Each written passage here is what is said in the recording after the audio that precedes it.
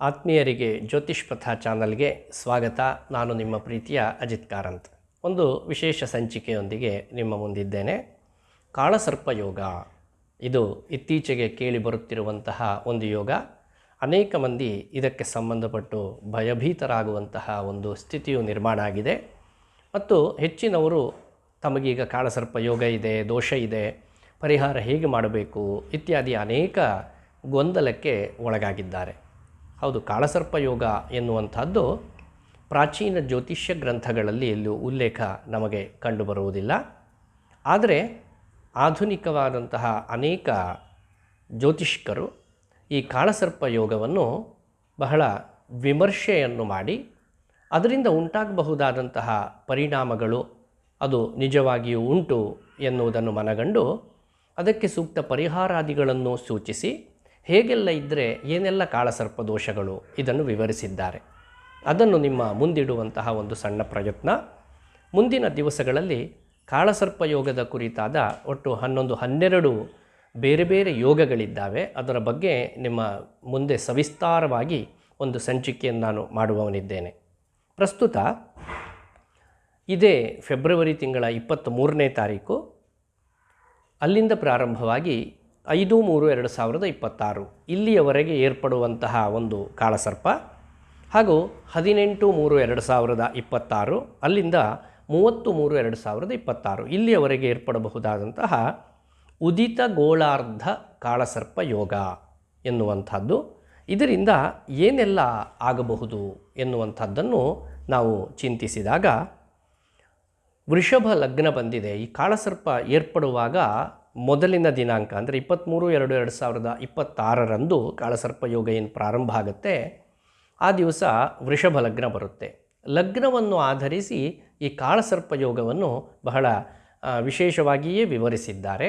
ಅದರ ಆಧಾರದಲ್ಲಿ ಹೇಳುವುದಾದರೆ, ಈಗ ಪಾತಕ ಕಾಳಸರ್ಪ ಯೋಗ ಎನ್ನುವಂಥದ್ದು ನಿರ್ಮಾಣವಾಗುತ್ತೆ.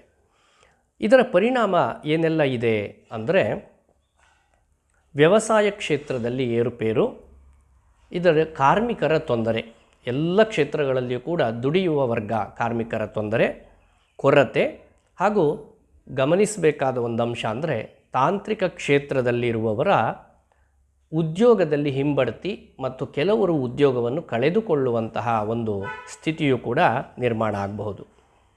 ಇನ್ನು ಜನಸಾಮಾನ್ಯರಲ್ಲಿ ಹೃದಯ, ಭುಜ ಹಾಗೂ ಮೊಣಕಾಲಿಗೆ ಸಂಬಂಧಪಟ್ಟ ಹಾಗೆ ಅನೇಕ ಆರೋಗ್ಯ ಸಮಸ್ಯೆಗಳು ಹೆಚ್ಚಳ, ವಾಹನ ಅಪಘಾತಗಳ ಹೆಚ್ಚಳ ಮತ್ತು ಕೌಟುಂಬಿಕ ಕಲಹಗಳು ಹೆಚ್ಚಾಗಿ ತಂದೆ ತಾಯಿಗಳಿಂದ ಮಕ್ಕಳು ದೂರ ಉಳಿಯುವಂತಹ ವ್ಯವಸ್ಥೆ ಕಂಡುಬರುತ್ತೆ. ಇನ್ನು ಸಣ್ಣ ಸಣ್ಣ ಮಕ್ಕಳಲ್ಲಿ ರೋಗಬಾಧೆ, ಉಲ್ಬಣಾವಸ್ಥೆಯನ್ನು ಹೊಂದುತ್ತೆ. ವಿದ್ಯುದಾಘಾತ, ಎಲೆಕ್ಟ್ರಿಕ್ ಶಾಕ್ ಇದು, ಹಾಗೂ ಅಗ್ನಿ ದುರಂತ ಹೆಚ್ಚಳ ಸಾಧ್ಯತೆ. ಒಂದು ವಿಶೇಷ ಅಂದರೆ, ರಾಹು ಮತ್ತು ಕೇತುವಿನ ನಡುವೆ ಉಳಿದ 7 ಗ್ರಹರು ಬಂದಾಗ ಇದನ್ನು ಕಾಳಸರ್ಪ ಯೋಗ ಅಂತ ಕರೆದರು. ಅದರಲ್ಲಿ ರಾಹುವಿನಿಂದ ಕೇತುವಿನವರೆಗೆ ಗ್ರಹರು ಬಂದಾಗ ಒಂದು ರೀತಿಯ ಕಾಳಸರ್ಪವಾದರೆ, ಕೇತುವಿನಿಂದ ರಾಹುವಿನ ತನಕ ಸಪ್ತಗ್ರಹರ ಸ್ಥಿತಿ ಉಂಟಾದಾಗ ಆವಾಗ ಉದಿತ ಗೋಳಾರ್ಧ ಕಾಳಸರ್ಪ ಯೋಗ ಅಂತ ಹೇಳಿದರು. ಉಳಿದಂತೆ ಅನುದಿತ ಗೋಳಾರ್ಧ ಕಾಳಸರ್ಪ ಯೋಗ ಅಂತ. ಈಗ ಉದಿತ ಗೋಳಾರ್ಧ ಕಾಳಸರ್ಪ ಯೋಗದ ಪರಿಣಾಮಗಳಿಷ್ಟಿದೆ.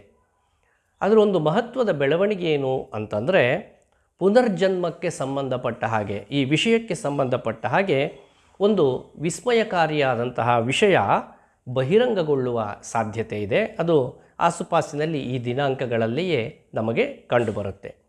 ಇದಿಷ್ಟು ಒಂದು ಸಾರ್ವತ್ರಿಕವಾಗಿ ನಡೆಯಬಹುದಾದಂತಹ ಒಂದು ಸಂಗತಿಗಳಾದರೆ, ದ್ವಾದಶ ರಾಶಿಯವರ ಮೇಲೆ ಈ ಕಾಳಸರ್ಪ ಯೋಗದ ಪರಿಣಾಮ ಏನು, ಎಷ್ಟು ಎನ್ನುವುದನ್ನು ನಾನು ಈ ಹಿಂದಿನ ಕುಜಪಥ ಬದಲಾವಣೆ ಪಂಚಗ್ರಹ ಯೋಗ ಎನ್ನುವಂತಹ ಸಂಚಿಕೆಯಲ್ಲಿ ಮಾಡಿದ್ದೇನೆ. ಅದನ್ನು ತಾವು ನೋಡಿಕೊಳ್ಳಬಹುದು. ಈ ಕಾಳಸರ್ಪ ದೋಷಕ್ಕೆ ಸೂಕ್ತ ಪರಿಹಾರ ಏನು ಅಂದರೆ, ಬಹುತೇಕ ಎಲ್ಲರೂ ಕಾಳಹಸ್ತಿಗೆ ಹೋಗಿ ರಾಹು ಮತ್ತು ಕೇತುವಿನ ಆರಾಧನೆಯನ್ನು ಮಾಡಿ ಬರ್ತಾರೆ. ಇದು ಕೂಡ ಸರಿಯಾದದ್ದೇ. ಆದರೆ ಸರಳವಾಗಿ ಮಾಡಬಹುದಾದರೆ, ಶಿವಪಂಚಾಕ್ಷರಿ ಜಪ ಮತ್ತು ಶಿವಪಂಚಾಕ್ಷರಿ ಸ್ತೋತ್ರ ಇದರ ಪಠನ ಅನುದಿನ ಮಾಡುವುದರಿಂದ ಈ ಕಾಳಸರ್ಪದೋಷ ನಿವಾರಣೆಯಾಗುತ್ತೆ ಅಂತ. ಓಂ ನಮಃ ಶಿವಾಯ ಎನ್ನುವಂತಹ ಶಿವಪಂಚಾಕ್ಷರಿ ಹಾಗೂ ನಾಗೇಂದ್ರಹಾರಾಯ ತ್ರಿಲೋಚನಾಯ ಎನ್ನುವುದಾಗಿ ಪ್ರಾರಂಭಗೊಳ್ಳುವ ಶಿವಪಂಚಾಕ್ಷರಿ ಸ್ತೋತ್ರ ಇದರ ಪಠಣದಿಂದ ಕಾಳಸರ್ಪದೋಷ ನಿವಾರಣೆಯಾಗುತ್ತೆ. ಇನ್ನು ಬಹಳ ಪ್ರಸಿದ್ಧವಾದ ಮತ್ತು ವಿಶಿಷ್ಟವಾದ ನವನಾಗ ಸ್ತೋತ್ರ ಎನ್ನುವಂಥದ್ದಿದೆ. ಅದನ್ನು ನಾನು ಡಿಸ್ಕ್ರಿಪ್ಷನ್ನಲ್ಲಿ ಬರೆದಿರ್ತೇನೆ, ಅದನ್ನು ತಾವುಗಳು ನೋಡಿಕೊಳ್ಳಬಹುದು. ಬೆಳಿಗ್ಗೆ ಮತ್ತು ಸಾಯಂಕಾಲ ಪ್ರತಿನಿತ್ಯವೂ ಇದನ್ನು ಪಠಿಸುವುದರಿಂದ ಕಾಳಸರ್ಪ ಹಾಗೂ ಸರ್ಪ ಸಂಬಂಧಿಯಾದಂತಹ ಯಾವುದೇ ದೋಷಗಳಿದ್ದರೂ ಕೂಡ ಅವೆಲ್ಲವೂ ನಿವಾರಣೆಯಾಗುತ್ತೆ.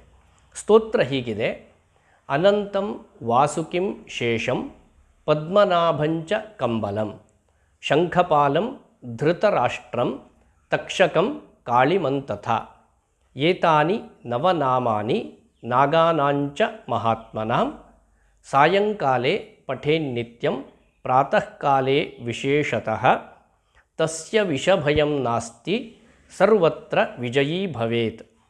ಈ ರೀತಿ ನವನಾಗ ಸ್ತೋತ್ರ ಅಂತ ಹೇಳ್ತಾರೆ.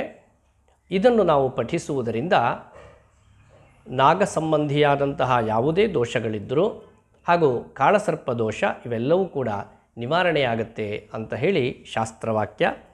ಇದರಲ್ಲಿ ಶ್ರದ್ಧೆಯನ್ನಿಟ್ಟುಕೊಂಡು ಪ್ರತಿನಿತ್ಯವೂ ಈ ಅನುಷ್ಠಾನ ಮಾಡುವುದರಿಂದ ಈ ಕಾಳಸರ್ಪ ಯೋಗದ ಯಾವೆಲ್ಲ ದುಷ್ಪರಿಣಾಮಗಳಿದೆ ಅದರಿಂದ ನಾವು ದೂರ ಉಳಿಯಬಹುದು.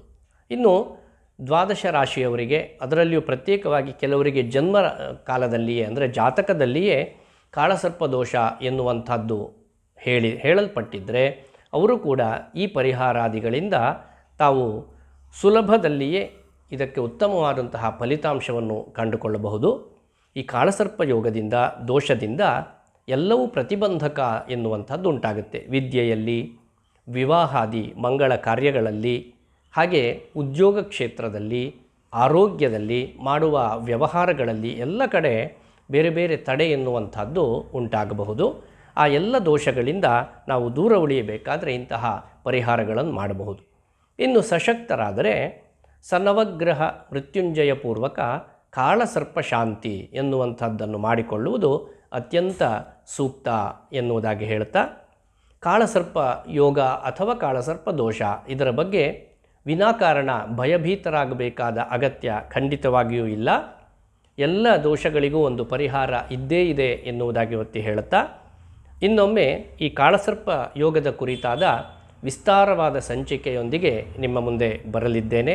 ಅದನ್ನು ಕೂಡ ನೋಡಿ ನಿಮಗಿರುವಂತಹ ಅನೇಕ ಸಂದೇಹಗಳನ್ನು ಪರಿಹಾರ ಮಾಡಿಕೊಳ್ಳಿ ಎನ್ನುವುದಾಗಿ ಹೇಳ್ತಾ ಮತ್ತೊಮ್ಮೆ ಎಲ್ಲರಿಗೂ ಶುಭಾಶಯವನ್ನು ಕೋರ್ತೇನೆ.